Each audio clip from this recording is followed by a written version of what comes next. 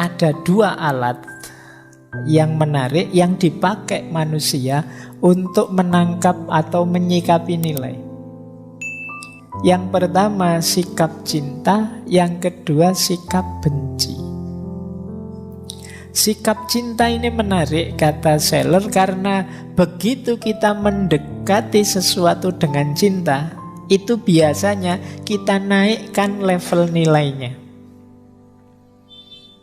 Sebaliknya, ketika kita membenci sesuatu, sebenarnya kita sedang menurunkan levelnya, level nilainya. Jadi cinta dan kebencian itu sebenarnya urusan kita menaikkan level nilainya atau menurunkan level nilainya. Jadi arahnya ke sana. Untuk memahami nilai orang melakukan cinta. Cinta itu tindakan positif menghadirkan nilai positif. Dan cinta membuat nilai rendah jadi tinggi. Misalnya saya dapat surat dari mantan misalnya. Surat itu kan barang fisik, nilainya rendah, materi. Tapi karena dari yang saya cintai, itu kan terus suratnya saya sayang ditaruh di bawah bantal. Zaman dulu kan begitu. Terus sekarang kan tidak ada surat-suratan kayak gini, adanya WA-WA-an. Nah, barangnya hanya kertas biasa, tapi sekarang dia jadi bernilai. Nilainya meningkat jauh. Itu kalau kamu buang ke tempat sampah, kita bisa bertarung itu. Terus kamu bilang, "Alah Pak, cuma kertas saja." Loh, jangan dilihat kertasnya. Dilihat itu dari siapa dan sebesar apa nilainya buatku. Nah, jadi pendekatan cinta menaikkan level. Tapi pendekatan benci sebaliknya menurunkan level.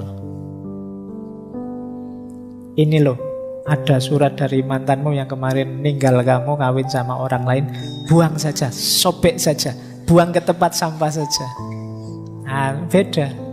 Penyikapan benci dengan penyikapan cinta, orientasinya beda sudah. Jadi dalam diri kita ada dua alat itu.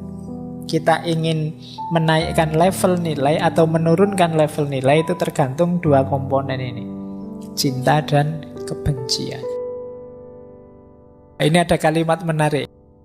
Kata Seller, dalam moralitas kebencian, orang itu kalau moralnya moral benci, bahkan ketika dia bilang cinta untuk yang kecil, yang miskin, yang lemah, yang tertindas, kadang-kadang itu sebenarnya kebencian. Untuk kebencian yang terselubung atau kecemburuan yang ditekan atau dorongan untuk menyingkirkan dan seterusnya yang ditujukan pada fenomena yang berlawanan. Kekayaan, kekuatan, kekuasaan, kemurahan hati. Jadi kadang-kadang yang kita sebut cinta, kepedulian, itu hakikatnya sebenarnya kebencian yang kita sembunyikan. Kita benci pada orang-orang kaya, akhirnya kita kamuflase dengan gaya, saya mencintai orang miskin loh, saya membela orang lemah loh. Kita benci pada yang punya kekuasaan, terus kita kamuflase dengan saya membela yang tertindas loh. Kadang-kadang ya. Jadi kenapa? Karena orang ini dasarnya adalah kebencian. Berarti yang dibunyikan sebenarnya bukan pembelaanku pada yang miskin, hakikatnya adalah kebencianku pada yang punya kekuasaan, yang punya kekuatan. Kata Seller, ketika kebencian tidak berani keluar, ia dapat dengan mudah diekspresikan dalam bentuk cinta yang nyata, yaitu cinta terhadap sesuatu yang memiliki ciri-ciri berlawanan dengan objek yang dibenci. Jadi, ketika kita mendengar nada kesalehan palsu, berkhotbah bahwa cinta untuk yang kecil adalah tugas pertama kita, cinta untuk yang rendah karena Tuhan memberikan rahmat pada mereka, seringkali itu hanya kebencian yang menyamar sebagai cinta. Jadi ini sederhananya, kemarin ngeritik-ngeritik sebenarnya bukan karena mencintai yang dibela, tapi karena benci pada yang dikritik. Buktinya nanti kalau dapat jatah juga dari yang dikritik, ya sudah lupa dengan yang dibela. Nah, itu maksudnya ke situ sebenarnya. Jadi seringkali karena dasarnya kebencian, yang kita sebut cinta itu sebenarnya kebencian yang kamuflase, yang disamarkan. Nah, gaya bahas cintanya seperti ini. Termasuk ini ya, kritik tapi dasarnya kebencian. Ini juga dibahas oleh Seller. Dia memang nulis buku judulnya Resentment. Resentment itu kebencian. Bagi dia aneh kritik kebencian itu. Kenapa? Karena kritik itu tidak secara serius ingin agar tuntutannya dipenuhi. Jadi dia tidak ingin perbaikan kok. Dia tidak ingin menyembuhkan kejahatan. Karena kejahatan itu hanya dia pakai sebagai dalih untuk mengkritik yang dia benci.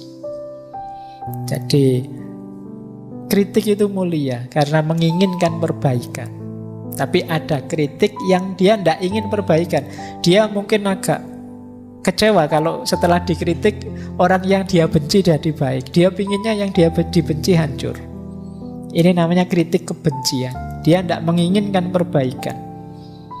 Dia tidak ingin menyembuhkan kejahatan. Yang dia ingin hancurnya yang dia benci.